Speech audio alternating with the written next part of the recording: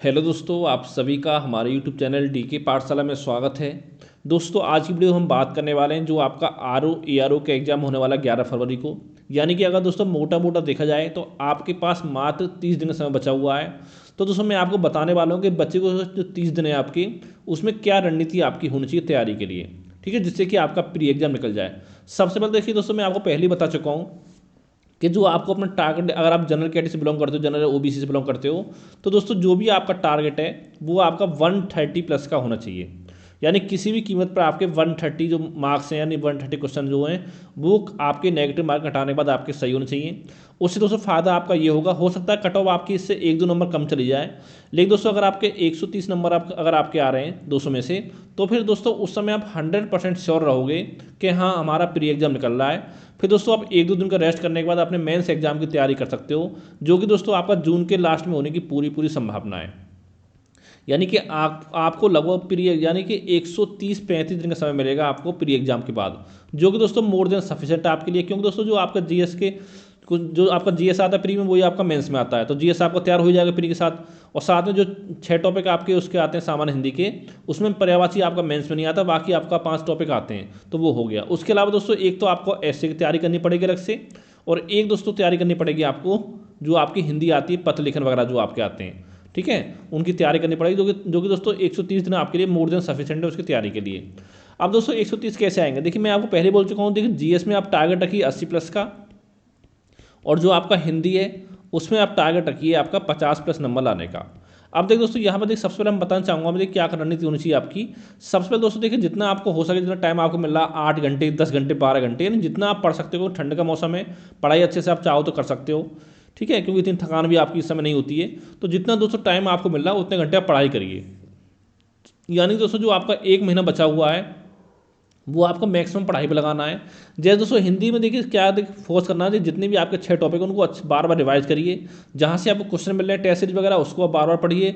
और साथ में से कुछ वर्ड आपके कन्फ्यूजिंग होते हैं, जैसे कि आपका अनल हो गया, ठीक है, अनिल हो गया, तो ऐसे जो वर्ड दोस्तों होते हैं कन्फ्यूजिंग, उनको आपको अच्छे से ध्यान देना है, क्योंकि एग्जाम में ना जो फंसाता है आपको ऐसे ही शब्दों पर आपको फंसाता है। तो इस तरह से आपको तैयारी करनी है हिंदी की, यानी 50 प्लस टारगेट चलना है। अगर दोस्तों आप डेली यानी कि 1.5 घंटा पढ़ोगे आसपास में, तो आराम से आपके 50 नंबर आ जाएंगे, लेकिन अच्छे से अगर आपने पढ़ाई की होगी तो हिंदी में, क्योंकि 6 टॉपिक पढ़ने ज़्यादा आपको नहीं पढ़ना है, ठीक है। ये तो दोस्तों बात होगी आपकी हिंदी की। अब दोस्तों अगर हम बात करें जीएस की, तो कहाँ पर आपको फोकस करना है, कैसे आपके 80 नंबर आएंगे जीएस में।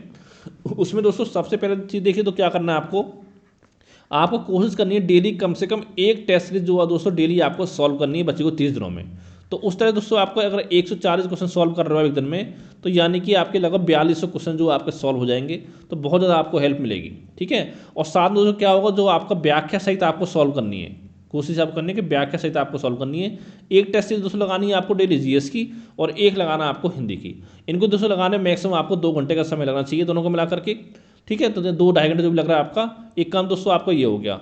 और दोस्तों दूसरा काम देखिए, हम बात करें कौन कौन से सब्जेक्ट पे आपको फोकस करना है, उसमें दोस्तों सबसे पहले आपका आता है करंट अफेयर, क्योंकि सबसे ज़्यादा जो क्वेश्चन आपके आते हैं एग्जाम में वो करंट अफेयर से ही आपके आते हैं। और दिन ब दिन करंट अफेयर जो स्कोप है वो आपका बढ़ता जा रहा है, चाहे आपका यूपी पीसीएस का एग्जाम हो, चाहे आपका आरओ का एग्जाम हो। तो यहाँ पर दोस्तों करंट अफेयर जो आपका आता है उसमें लगभग 20 से लेकर के 25 क्वेश्चन के आसपास जो मांग चली गई, इतने क्वेश्चन आपके एग्जाम पूछे जाते हैं। तो यहाँ पर दोस्तों अगर मान लो एग्जाम में आपके 24 क्वेश्चन आते हैं, तो आपको कोशिश करनी है कि 20 में से 14-15 जो क्वेश्चन है वो तो कम से कम आपके एग्जाम में सही होने चाहिए। 20 में से 20 आप सही नहीं कर पाओगे, आप कोशिश करो 14-15 क्वेश्चन जो वो आपके एग्जाम में सही हो जाए। तो दोस्तों इसके लिए क्या करना है, देखिए मैं पहले ही आपको बता चुका हूँ। देखिए मैंने आपके लिए 1 मार्च से लेकर के 31 दिसंबर तक के दोस्तों करंट के नोट्स बना के तैयार किए हैं, ठीक है, आप सभी के लिए 1 मार्च से लेकर 31 दिसंबर तक के, ठीक है। अगर दोस्तों ये नोट्स आपको चाहिए तो मैं पहले ही आपको बता चुका हूँ, देखिए ये मेरा व्हाट्सअप नंबर है 7042654209, ठीक है। इस नंबर दोस्तों मात्र आपको 100 रुपये का पेमेंट करना है, जिसके बाद दोस्तों करंट के नोट्स जो मैं आपको प्रोवाइड करा दूंगा। अब देखिए इसके बाद देखिए जो आपको बचेगा 1 जनवरी से लेकर के 20 जनवरी तक के बीच का, वो दोस्तों मैं आपको 25 जनवरी के आसपास प्रोवाइड करा दूंगा। अगर दोस्तों आपने हमारे नोट्स पढ़ लिए अच्छे से करंट अफेयर के, तो उसके अलावा कहीं और से करंट पढ़ने की जरूरत आपको नहीं पड़ेगी। क्यों दोस्तों, जितनी मैगजीन आपकी मार्केट में आती है, घटना चक्र, घटनासार, प्रतोदर्पण, आपको क्रॉनिकल हो गया, और साथ में आपका AIR न्यूज़ की वेबसाइट हो गई, PIB की वेबसाइट हो गई, तो इन सभी से मिलाकर के मैंने नोट्स बना के आपके लिए तैयार किए हैं, इतना कर लोगे, इतना आपका सफिशिएंट है। और साथ दोस्तों आपको टाइम की बचत बहुत होगी, क्योंकि अगर खुद से आप पढ़ोगे, नोट्स बनाओगे, उसमें टाइम आपका बहुत ज़्यादा खर्च होगा। अब इतना टाइम आपके पास है नहीं, ठीक है। अगर मान लो डेली आप 40 से 50 मिनट अगर डेली पढ़ते हो हमारे नोट्स को, तो यकीन मानो कम से 4-5 बार आप पूरा रिवाइज कर सकते हो एग्जाम से पहले। और दोस्तों जो मेरे नोट्स है 1 मार्च से 31 दिसंबर तक के, वो टोटल मिला करके 129 पेज के नोट्स हैं। अगर लेने के इच्छुक हो इस नंबर पर व्हाट्सएप मैसेज कर सकते हो। और साथ में अगर आपको नोट्स का डेमो चाहिए तब भी मुझे आप इस नंबर पर व्हाट्सएप मैसेज कर सकते हो। और दोस्तों एक चीज़ ध्यान रखें, देखिए जो हमारे नोट्स है वो केवल आपका हिंदी लैंग्वेज में है, हिंदी में है, इंग्लिश में आपको नहीं मिलेंगे, ठीक है।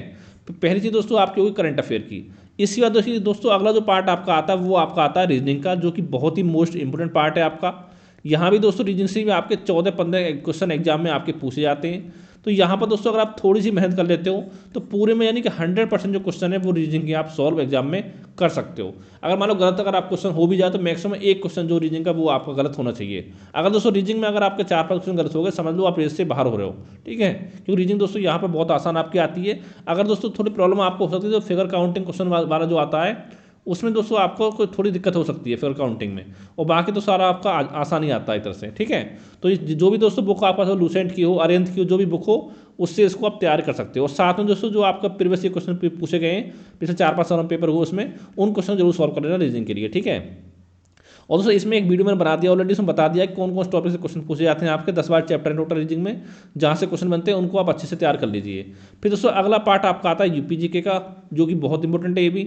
यहाँ भी दोस्तों आपके 14-15 क्वेश्चन एग्जाम में पूछे जाते हैं। अगर यहाँ पर 14 क्वेश्चन आपके एग्जाम में आ रहे हैं तो 11-12 क्वेश्चन आपको कम से कम सही करने चाहिए। क्योंकि दोस्तों यहाँ पर क्या करना है कि जो आपके इंपॉर्टेंट टॉपिक, जैसे कि आपको जनगणना होगा यूपी का, वो अच्छे तैयार करना है कि वहाँ से 100% 1 से 2 क्वेश्चन तो आपका आना ही आना है। और साथ में दोस्तों जो भी आपके नृत्य वगैरह हो गए, ठीक है, कौन सा नृत्य कौन से क्षेत्र का मतलब नृत्य है वो पूछा जाता है। और साथ ही जो मेले त्यौहार वगैरह जो आपके हो गए, वन्यजीव अभयारण्य वगैरह के कौन सा सबसे पुराना है, कौन सा सबसे नया है, कौन सा सबसे बड़ा है, कौन सा सबसे छोटा है, और साथ ही कौन से जिले में है आपका, ये सब चीज़ें आपकी हो गई, झीलें वगैरह हो गई। तो यहाँ पर दोस्तों ज़्यादा फोकस आपको करना है कि यूपी की सीमा कौन कौन से राज्य से लगती है, ये सब पूछ सकता है आपसे, ठीक है। तो ये दोस्तों आपकी होगी यूपी जीके की। जो घटना चक्र हो आपके पास, घटना चक्र हो या तो आपके पास, और या परीक्षावाणी हो, किसी एक बुक से आप इसको पढ़ सकते हो यूपी जीके को।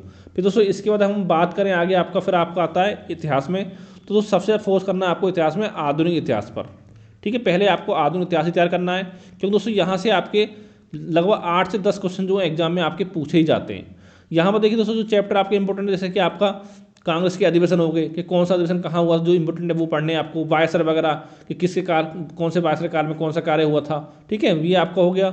इसके बाद दोस्तों देखिए जितनी भी आपकी घटना है 1905 से लेकर के 1949 तक की, 46 तक की, वो सारे दोस्तों अच्छे से आपको पता होंगे। जितने भी आपके आंदोलन हुए कि कौन से आंदोलन में किसने आपका नेतृत्व किया था, और साथ ही जो आपका आंदोलन हुआ उसकी सन भी आपको याद रखनी है। क्योंकि दोस्तों होता क्या था कि 1 से 2 क्वेश्चन आपका मैचिंग के लिए आता, 4 आपको आंदोलन दे, जैसे दे देगा खिलाफत आंदोलन, असहयोग आंदोलन, ठीक है, जलियांवाला हत्याकांड दे देगा, और एक आपको दे देगा लखनऊ समझौता, जैसे मान लो लखनऊ समझौता दे दिया आपको, ठीक है। इन चारों में से क्रम से लगाओ, ये आपसे पूछता है। तो अगर आपको पता नहीं कौन सा किस सन में हुआ तो फिर आप क्रम से नहीं लगा पाओगे। तो ये सब आपको पता होना चाहिए, जो भी षड्यंत्र वगैरह हुए वो सब आपको पढ़ना है अच्छे से, ठीक है।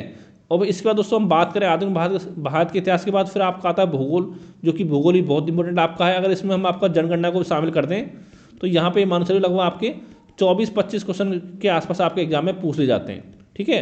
तो भूगोल आपको दोनों तैयार करने हैं। यहाँ पर देखिए दोस्तों मेनली वो चैप्टर पढ़ने हैं आपको जहाँ से ज़्यादा क्वेश्चन आपके बनते हैं। जैसे दोस्तों मैं बात करूँ कि एक चैप्टर आपका आता है कृषि का उत्पादन वाला, कृषि, एक आपका खनिज का आता है, और एक आपका उद्योग वाला आता है। अगर आपने 3 चैप्टर अच्छे से तैयार कर लिए भारत और विश्व की भूगोल दोनों में से, तो 5 से 6 क्वेश्चन तो कम से कम आपको यहाँ से मिल ही जाएंगे।